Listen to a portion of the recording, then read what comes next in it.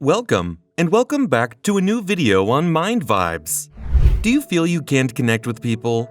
Do you feel isolated and can't make people like you?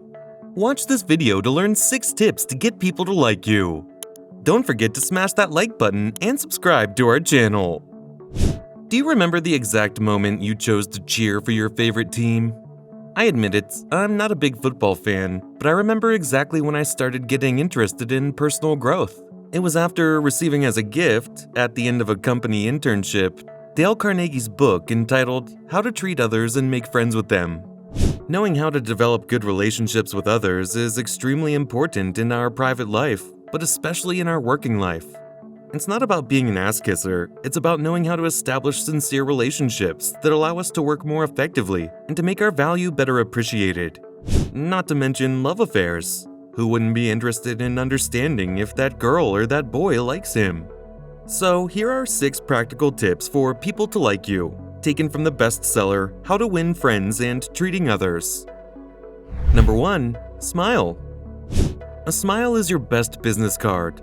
I'm not talking about a fake smile, it would be recognized 1 kilometer away, but a beautiful, simple, spontaneous, cordial smile.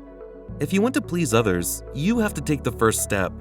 Show that you are happy to be in their company and use a smile to do so. It is the most direct and effective message.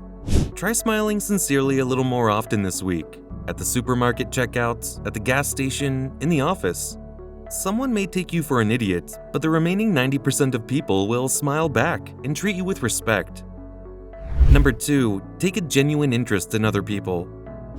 When you meet someone you know and ask them, "How are you?"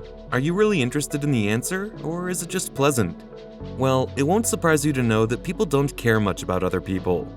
Let's see if I convince you. Do you know what is one of the most used words in conversations? The. Who is the first person you look for in a group photo? Yourself. Taking a sincere interest in others therefore gives you a great advantage. When we find ourselves among people we don't know, we immediately find more likable those few who are interested in us, who involve us in the conversation and seem really curious to know us. Next time you meet someone and ask them, "How are you?" listen to the answer. Number 3. Remember that for a person, his name is the most important and sweetest sound. Remembering the name of a recently known person and repeating it when we meet him again is a subtle and very effective compliment. But try to forget it or pronounce it wrong, and they are bitter rockets. The same goes for nicknames, especially if they are not particularly appreciated by the other person. People are proud of their name. They find it the most important and sweetest sound on earth. Our name distinguishes us, makes us unique among others. The name is a simple magic formula that can make any request we make to others more personal and important. Yet it often happens that we forget a person's name right after we finish talking to them for the first time. The next time you meet a new person, make the small effort to remember their name, and they will be immensely grateful.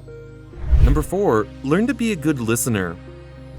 Have you ever happened to be in the middle of a discussion and constantly try to reply, completely forgetting to listen to your interlocutor? It happened to me often, and every time the conversation proved disappointing.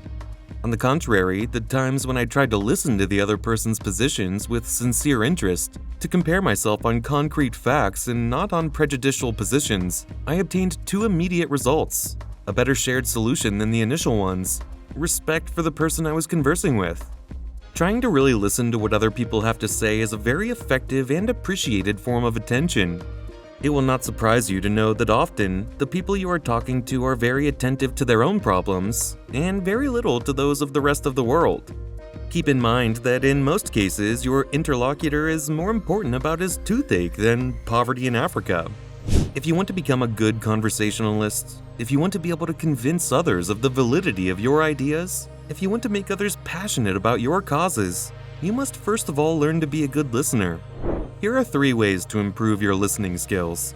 Show genuine interest in what other people are talking about. Ask questions to better understand your interlocutor's position instead of rushing to argue. Encourage people to talk about themselves and their successes. Number 5.